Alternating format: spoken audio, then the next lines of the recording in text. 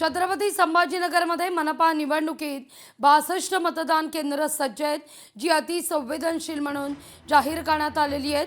पोलिसांची या मतदान केंद्रावर ड्रोननं नजर असेल, तर संवेदनशील केंद्रावर 20 ते 25 पोलिसांचा बंदोबस्त तैनात असणार आहे.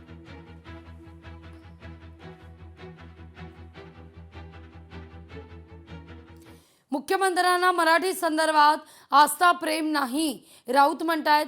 मुख्यमंत्र्यांनी वसई विरारमध्ये हिंदीत भाषण केलं. निदान पेशव्यांचा तरी मान राखायचा होता. वसई विरारची भाषा हिंदी ही कधीपासून झाली, असा सवाल राऊत उपस्थित करतायत. मुख्यमंत्र्यांना एवढं हिंदीचं प्रेम असेल तर त्यांनी मध्य प्रदेश आणि उत्तर प्रदेशात जाऊन निवडणूक लढावी ना. तिकडलं मुख्यमंत्री व्हावं. त्यांना मोदी कुठे मुख्यमंत्री करू शकतात. जम्मू काश्मीरलाही करू शकतात, त्यांना लडाखलाही करू शकतात. पण स्वतः आपल्या राज्याच्या मुख्यमंत्र्यांनाच मराठीविषयी आस्था आणि प्रेम नाही. 4 दिवसापूर्वी वसई महानगरपालिकेच्या भाजपच्या प्रचाराला ते गेले आणि मला धक्का बसला त्यांचं भाषण ऐकून. त्यांनी हिंदीमध्ये भाषण केलं. चिमाजी आप्पाचं वसई विरार आहे हो, निदान त्या पेशव्यांचा तरी मान राखायचा. बॉम्बे म्हणतो एकतर तो.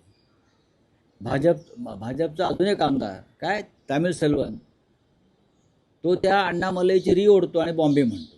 आमच्या तोंडात बॉम्बे बसला, तुझ्या तोंडात बॉम्बे बसलाय, मग तू जा ना चेन्नईला. आमच्या मराठी बांधवांच्या भावनांशी खेळताय आणि राज्याचे मुख्यमंत्री त्याची री ओढतात. भाजपच्या आमदार तामिळ सेल्वन त्याची री ओढतात. हे चुकीचं आहे. निषेध केला का एका तरी भाजपच्या माणसानं? केशव उपाध्याय यांची ठाकरे बंधूंवर टीका आहे. कोस्टर रोड आम्हीच केला असा ठाकरेंकडून गाजावाजा होतोय. भूमिपूजनाचे फोटो दाखवत हा श्रेय लाटण्याचा आटापिटा आहे, असं देखील आता भाजपकडून म्हटलं जात आहे.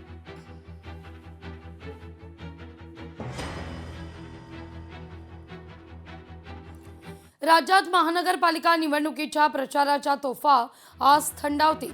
निवडणुकीत पैसे वाटपाचा खेळ सुरू आहे.